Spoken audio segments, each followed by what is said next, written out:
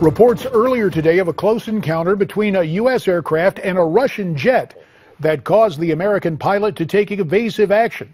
The Pentagon confirming it had to reroute a manned aircraft after that aircraft came within 20 miles of a Russian jet over Syria.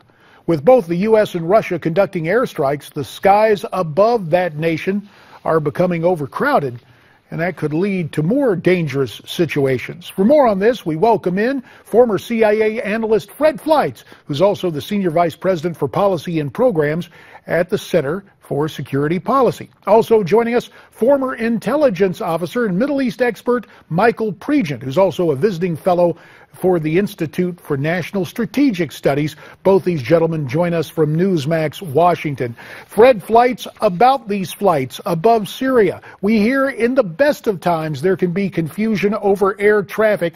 How difficult is the situation compounded now with the presence of the Russians there?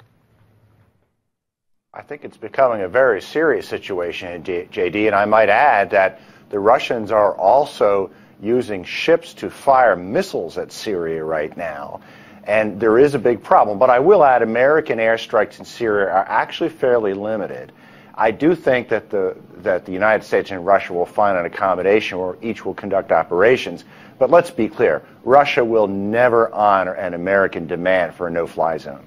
To that point about the severity or the lack thereof of American airstrikes, Michael Pregent, rather than shock and awe, has the American action overhead in Syria been more of a pinprick? Well, we'll do things that we won't do things that Russia will do.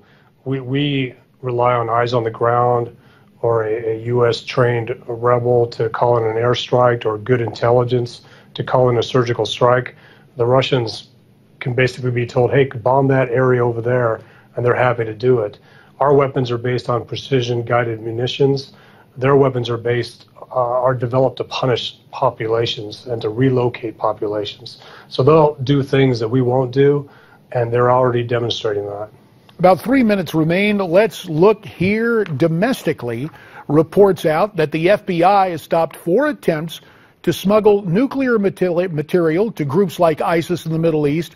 How easy is it for material in Russia to end up in the hands of terror groups? Michael Pregent, first to you. Well, this may be one area where the Russians can actually help us, because the majority of these guys are former KGB. They're in the black market, nuclear material trade system, whatever you want to call it. So it's very serious. It's a good thing that it was actually interdicted. I'm troubled by the video being back from February, showing the raid against the operatives in Moldova. I would like to see more current video of Eastern Bloc countries trying to get in the way of this illicit transfer of nuclear materials. Fred, Michael just pointed out an area where there could be cooperation between the U.S. and Russia. There's been a curious call for cooperation. The Russian Defense Ministry asking us to share our intelligence on ISIS. Is that a PR request from Putin, or is there something to that, Fred? Well, first, in terms of the nuclear issue, this is one of many reasons why, no matter what Russia's behavior is, we have to keep dialogue continuing with them. You know, the fact that we stopped talking to the Russians because of Ukraine really didn't make a lot of sense. Concerning this request for intelligence in Syria, I think it was sort of public relations and laughable. Obviously, we're not going to do that. My real concern is that Russia, Iraq, Syria, and Iran have formed a new alliance to share information, and I'm worried intelligence we've given to Iraq could find its way into the hands of the Iranians and the Russians. All right, let's move to another topic. On Capitol Hill, the House Select Committee on Benghazi. That committee getting a lot of criticism following the comments of Majority Leader Kevin McCarthy last week. Let's take a listen to what Committee Chairman Trey Gowdy had to say. Kevin is not on the Benghazi committee. Kevin, I'm sure, doesn't know that we've interviewed 41 witnesses that none of the previous committees have interviewed, including 7 eyewitnesses. So I would just respectfully ask folks to look at what we've done and to look at October the 22nd, and you'll see a fact-centric, professional, fair hearing, and that's all I can do is ask people to focus on actions and not words. Let me ask you, in closing this out, Michael Pregent, why are the Benghazi hearings such a serious issue, and could they just be jeopardized by the political counterattack from Hillary Clinton? Well, unfortunately, she got some great help last week, and she's capitalizing on that with the ads.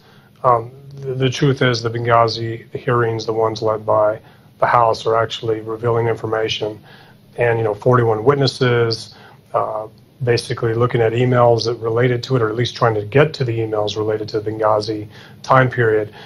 We got to wait till the investigation plays out, see what actually comes of this.